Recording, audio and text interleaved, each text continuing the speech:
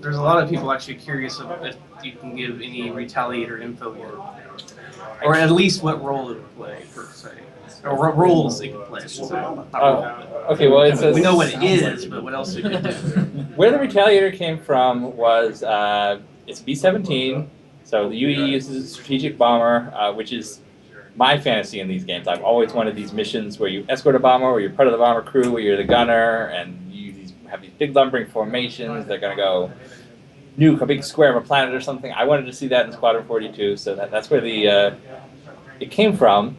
The civilian version came from the fact that at the end of World War II, the Army Air Force had just thousands upon thousands of B-17s to get rid of, and they would just sell them off for crop dusting or firefighting or rescue, and people would they'd sell them without the guns, and people would take a blowtorch to them and do whatever they wanted for theirs. There'd be little local passenger airlines that would take a B-17 from one city in Oklahoma to another. So that's what I'm going for with the Retaliator. We want people to figure out what to do with this former strategic bomber. Knowing this community, you're going to find some cool stuff. And the fact that we let you go back and buy more guns and missiles and so on, just I've got one for you. Like in the original Wing Commander, you had like the broadsword bomber, that sort of thing. Now, bombers in Star Citizen, are we going to see any sort of cloaking mechanism? That's actually one of the questions on here. Yeah. we're staying away from cloaking right now. Okay. Not saying we're avoiding in the future.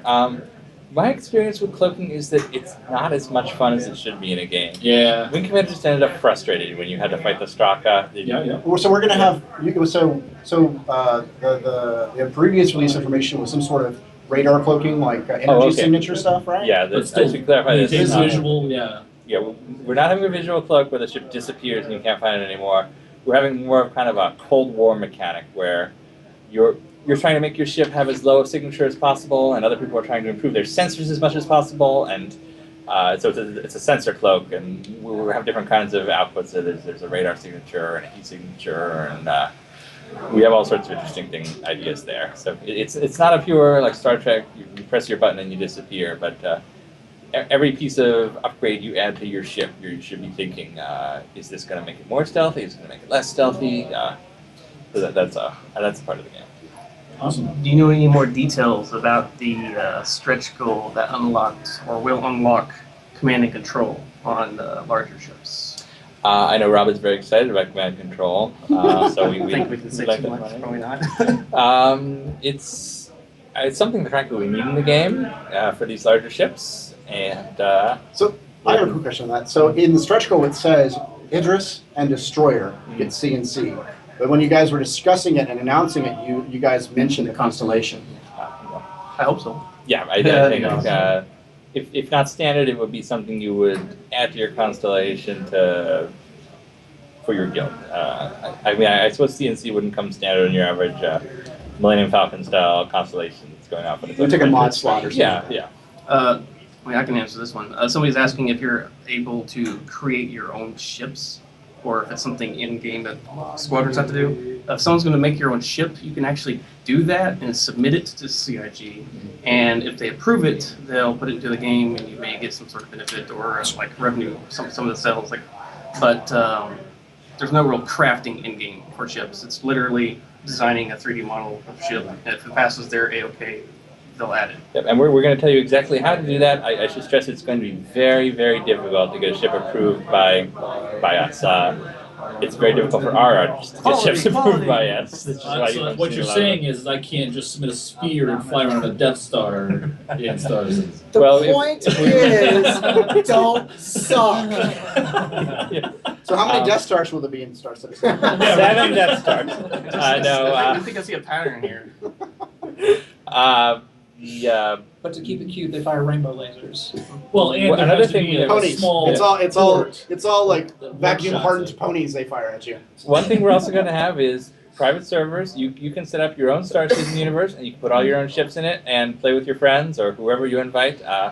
It's a mechanic that recent games haven't really had so much, but Chris Roberts Freelancer, which was kind of the germ of Star Citizen, did very well. Anybody could start their own freelancer world, and people could mod it however they want, and people have done incredible things with freelancer over the years. And we're hoping that you can do that right out of the box with Star Citizen. We're going to show you how to change it. And, So you're encourage talking that sort of like, thing. all those talented people out there who are a lot more talented than me.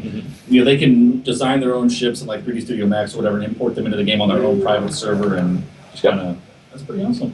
Yep, building it so you can do that right out of the box. I'm really looking forward to, the obvious ones, the Star Wars mod, the Star Trek Yeah, mod. yeah. I'm hoping for a Firefly mod. Oh, That's probably that gonna be the absolutely first one. have. Yeah. Could someone please make a Mass Effect mod, please? Yes. So there's a lot of people in chat that are really confused about what CNC is. Can you re-describe what the earlier announcement was about CNC, what you'll be able to do? This is the command and control system for larger ships. So let's say I run a guild, and I have one big ship. I have a destroyer or an Idris, and I have like 7 wingmen who are in my guild together.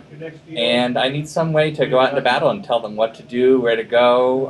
It's kind of adding a little bit of real-time strategy game into Star Citizen. So I get like a computer panel where I see the other ships and what they're doing. I can give them orders, and if they're AI, they'll listen to me, and if they're my friends, they may not. But So are you the pilot in command in this case? Are you the PIC? Are you not at controls of the? you would have to step away from the controls of your ship. Yeah, it would be larger ships, so someone else would actually be manning the captain's seat. So you're like the flight deck officer kind of stuff. Absolutely. But any news on Star Citizen hardware, such as like joysticks, keyboards, headsets? We'd like to do it, but we'd like to do it right. So it's out there. Maybe we're talking to people. Should we wait to buy? It depends. What you're saying is yes. Yes. No. We don't have anything solid yet. We're talking to a couple different people, and we'll see where it goes. Can we assume that if, your computer can handle Crisis 3, that your computer should be able to handle? Yes. Okay. Absolutely. We're thinking like peripherals like us.